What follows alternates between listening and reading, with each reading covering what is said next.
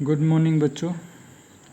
अपना जो पाठ है पतंग कविता, उसका पहला अभ्यास प्रश्न देखिए। सबसे तेज बौछारें गई भादो गया, ये कथन है। इसके बाद प्रकृति में जो परिवर्तन कवि ने दिखाया है उसका वर्णन कीजिए। तो देखिए इसमें कवि ने क्या क्या परिवर्तन दिखाए हैं, क्योंकि जो भादों का महीना है वो बौछारों का महीना है और एक तरह से बादलों की छाया, अंधकार छाया रहता है। कवि का मानना है इसके जाने के बाद उजाला आता है, प्रकाश आता है, शरद आता है। शरद ऋतु में क्या क्या परिवर्तन होते हैं वो देखने हैं। कवि मानता है कि खरगोश की आँखों जैसा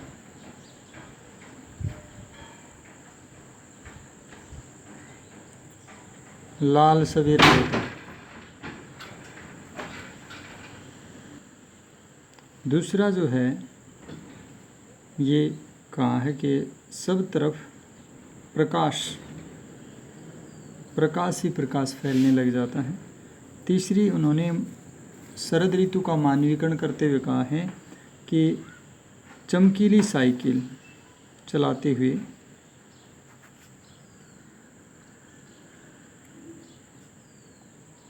जो शरद ऋतु है वो आता है, यानी सब चीज़ों में चमक धमक बढ़ जाती है। इसके अतिरिक्त जो आकाश है, आकाश वो साफ सुथरा हो जाता है, साफ और स्वच्छ हो जाता है। पांचवी बात आई है कि उस स्वच्छ आकाश में जो धीमी धीमी हवा बह रही है उसमें बच्चे जो है पतंग उड़ाने लग जाते हैं, पतंग उड़ाते हैं। तो ये बहुत सारे परिवर्तन, सब तरफ जो है खुशहाली छा जाती है, आनंद और उत्सव का वातावरण सब तरफ है छा जाता है। तो सबसे तेज बौछारें चले जाने पर, भादों का महीना चला जाने पर अनेक प्रकार के परिवर्तन प्रकृति में दिखाई देने लगते हैं, जो अंधेरे के बाद उजाला होने, रात्रि के बाद दिन का आगमन होने का प्रतीक है। प्रश्न नंबर 2, सोचकर बताएं कि पतंग के लिए सबसे हल्की और रंगीन चीज़, सबसे पतला कागज़, सबसे पतली कमानी जैसे विशेषणों का प्रयोग क्यों किया गया है। यहाँ 3 चीज़ें हैं जो ध्यान में रखनी हैं कि कविता में एक जगह पतंग को सबसे रंगीन और हल्की चीज़, दूसरी जगह सबसे पतला कागज़ और तीसरी जगह सबसे पतली कमानी कहा गया है। इनका क्या मतलब है? इनका मतलब देखिए, आप कह सकते हो कि इस कविता में भादों के महीने के जाने के बाद और शरद ऋतु आने पर आकाश स्वच्छ और उज्जवल हो जाता है और बच्चे पतंग उड़ाने के लिए आते हैं। पतंग यहाँ बाल मन का प्रतीक है। किस चीज़ का? बाल मन, यानी बच्चों का जो मन होता है उसका प्रतीक यहाँ पर पतंग है। और क्योंकि जैसे पतंग बहुत ही रंगीन होता है और वज़न में बहुत हल्का होता है, हल्का फुल्का होता है, बच्चे का मन भी तरह तरह के रंगों को अपने अंदर समेटे हुए होता है। तरह तरह के सपने बच्चे के मन में होते हैं और वह बहुत ही हल्का फुल्का होता है। बच्चे का मन कभी भारी नहीं होता, उसे किसी से द्वेष, लाग लपेट, ईर्ष्या नहीं होती है, इसलिए उसको सबसे पतला और हल्का कहा गया है, रंगीन और हल्का कहा गया है। दूसरा विशेषण पतली कमानी, सबसे पतली कमानी। जैसे कि बांस की कमानी, पतली कमानी जो होती है उसको जितना चाहो मोड़ सकते हैं, फ्लेक्सिबल, मतलब फ्लेक्सिबल होती है। वैसे ही बच्चे भी बहुत ज़्यादा, उनका शरीर, उनका मन, उनका आचरण फ्लेक्सिबल होता है। वो जैसा वातावरण में जाते हैं वैसे ही अपने आप को ढाल लेते हैं और अपने आप को आसपास के परिवेश के अनुसार परिवर्तित करने की क्षमता रखते हैं। और इसके अतिरिक्त जो है सबसे पतला कागज़ कहा गया है। सबसे पतला कागज़ कहने से मतलब ये हुआ कि बच्चे जो होते हैं वो बहुत ज़्यादा कठोर या मोटे नहीं होते, मतलब मोटे दिमाग के नहीं होते, जैसे पतंग का कागज़ बहुत पतला होता है, वैसे ही बच्चों में भी बहुत ज़्यादा जो है सूक्ष्म भावनाएं होती हैं। वो बड़ी चीज़ों की बजाय छोटी छोटी चीज़ों पर ज़्यादा ध्यान देते हैं, इसलिए उनको बहुत ही पतला कागज़ की संज्ञा या विशेषण दिया गया है उनके लिए।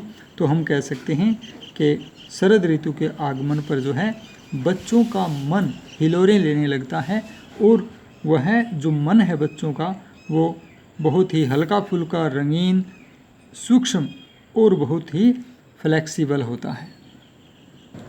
अभ्यास का प्रश्न नंबर 3 देखिए। बिंब स्पष्ट करें। एक पैरा दे रखा, सबसे तेज बौछारें गई, भादो गया, सवेरा हुआ, खरगोश की आंखों जैसा लाल सवेरा, शरद आया पुलों को पार करते हुए, अपनी नई चमकीली साइकिल तेज चलाते हुए, घंटी बजाते हुए, जोर जोर से, चमकीले इशारों से बुलाते हुए, और आकाश को इतना मुलायम बनाते हुए कि पतंग ऊपर उठ सके।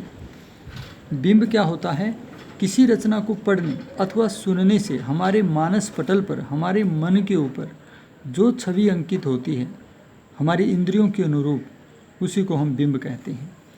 तो इसके अंदर सबसे पहले सबसे तेज बौछारें गई, भादो गया, इसमें जो है गतिशील बिंब है। खरगोश की आंखों जैसा लाल सवेरा, इसमें आंखों का विषय होने के कारण चाक्षुक बिंब है। अपनी चमकीली साइकिल तेज चलाते हुए में गतिशील बिंब है। घंटी बजाते हुए जोर जोर से, इसमें कानों का विषय होने के कारण श्रव्य बिंब है।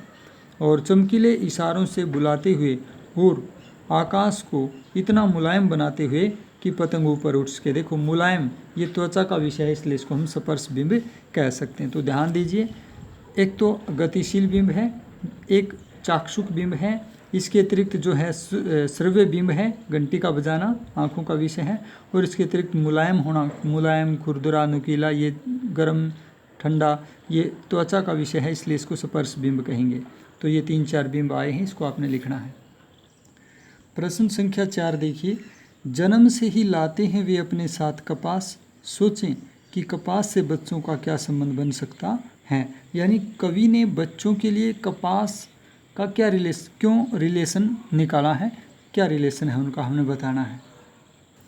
अगर सही मायने में देखा जाए तो जो कपास होती है उसके गुण देखिए। एक तो वो धवल होती है, सफ़ेद रंग की, उज्ज्वल होती है, उजला रंग होता है उसका, कोमल होती है, मुलायम और स्वच्छ होती है। ठीक यही गुण बच्चे में भी पाए जाते हैं। जो बच्चा है वो जब जन्म होता है तो बहुत ही गोरे रंग का या धवल होता है, और वह उज्ज्वल, क्योंकि बच्चा जो है जिसके भी पास जाता है उसी के अंदर खुशी का संचार करता है, खुशियाँ बांटता है, इसलिए उज्ज्वल कह सकते हैं। और बच्चा बचपन में जब हम किसी छोटे बच्चे को हम गोद में लेते हैं तो वो बहुत कोमल, मुलायम होता है, नाजुक होता है, और कपास भी कोमल होती है। इसके अतिरिक्त कपास जो है स्वभाव से ही, प्राकृतिक रूप से ही स्वच्छ होती है, और बच्चे का मन भी जो है बहुत ही स्वच्छ और निर्मल होता है, किसी के प्रति उसमें द्वेष नहीं होता, लाग लपेट, ईर्ष्या नहीं होती। इसलिए ये सारे गुण कपास में पाए जाते हैं, और यही गुण बच्चे में भी पाए जाते हैं। इसलिए इस कविता में कवि ने माना है या कहा है कि बच्चे जन्म से ही अपने साथ कपास लाते हैं, यानी अपने साथ जो है श्वेतिमा, उज्ज्वलता, कोमलता और स्वच्छता लेकर पैदा होते हैं। प्रश्न संख्या 5 है। पतंग के साथ साथ वे भी उड़ रहे हैं, कविता की पंक्ति है, बच्चों का उड़ान से कैसा संबंध बनता है।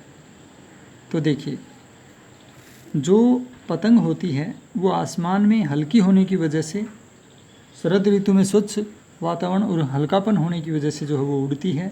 बच्चे जो हैं वो मनोवैज्ञानिक रूप से पतंग की भांति ही उड़ते हैं, अर्थात बच्चों का मन दूर दूर तक आसमान में, दूर दूर तक कल्पना लोक में विचरण करता है। इसलिए जो है यहाँ कहा गया है कि पतंग के साथ साथ वे भी उड़ रहे होते हैं। दूसरी बात यह है कि मेरी पतंग कितनी ऊंचाई पर गई, मेरी पतंग सबसे ऊपर है। इस बात को देखते हुए बच्चे जो है अपनी पतंग के अनुरूप ही अपनी ऊंचाइयों को मानते हैं मानसिक रूप से। छठा क्वेश्चन देखिए। निम्नलिखित पंक्तियों को पढ़ करके उनके नीचे दिए गए प्रश्नों के उत्तर दीजिए। छतों को भी नरम बनाते हुए, दिशाओं को मृदंग की तरह बजाते हुए, एक कथन है। दूसरा कथन, अगर वे कभी गिरते हैं छतों के खतरनाक किनारों से और बच जाते हैं, तब तो और भी निडर होकर सुनहले सूरज के सामने आते हैं। इन 2 कथनों पर आधारित क्वेश्चन है 3। तो पहला क्वेश्चन हम देखते हैं दिशाओं को मृदंग की तरह बजाने से क्या तात्पर्य है? जैसे नगाड़े, मृदंग आदि वाद्य यंत्र बजते हैं तो एक विचित्र प्रकार की ध्वनि आती है, ठीक वैसे ही शरद ऋतु में बच्चे जब छतों पर चढ़कर, सब तरफ बच्चे ही बच्चे होते हैं और किलकारियाँ, सीटियाँ, तालियों की आवाज़ लगाते हैं, प्रसन्नता व्यक्त करते हैं, तो ऐसा लगता है सब दिशाओं को मृदंग के द्वारा बजाया जा रहा है। दूसरा है, जब पतंग सामने हो तो छतों पर दौड़ते हुए क्या आपको छत कठोर लगती है? तो हम कह सकते हैं कि पतंग व्यक्ति का मन मोह लेती है, और जब हमारे सामने पतंग हो और हम छतों पर दौड़ते हैं तो बिल्कुल भी छत कठोर नहीं लगती, छत हमें कोमल लगती है, क्योंकि उस समय हमारा पूरा मन पतंग में जुड़ा हुआ होता है और ये एक आनंद का क्षण होता है, अतः हमें छत की कठोरता नहीं प्रतीत नहीं होती। और आखिरी कथन है, खतरनाक परिस्थितियों का सामना करने के बाद आप दुनिया की चुनौतियों के सामने स्वयं को कैसा महसूस करते हैं? तो इसमें हम कह सकते हैं कि खतरनाक परिस्थितियों का सामना करने के पश्चात हम दुनिया की चुनौतियों को अपने सामने बोना और छोटा समझने लग जाते हैं। जैसे बच्चे पतंग उड़ाते समय अगर छतों के खतरनाक किनारों से गिर जाते हैं और बच जाते हैं, फिर तो वो और भी ज़्यादा बहादुर हो जाते हैं, साहसी हो जाते हैं, निडर हो जाते हैं। तो कोई भी व्यक्ति किसी कठिन परिस्थिति से तब तक डरता है जब तक वो उसका सामना नहीं कर लेता। कठिन परिस्थिति का सामना करने के बाद हम और अधिक साहसी हो जाते हैं। तो ये आपका अभ्यास के प्रश्न थे, आपने इनको लिखना और याद करना है। धन्यवाद।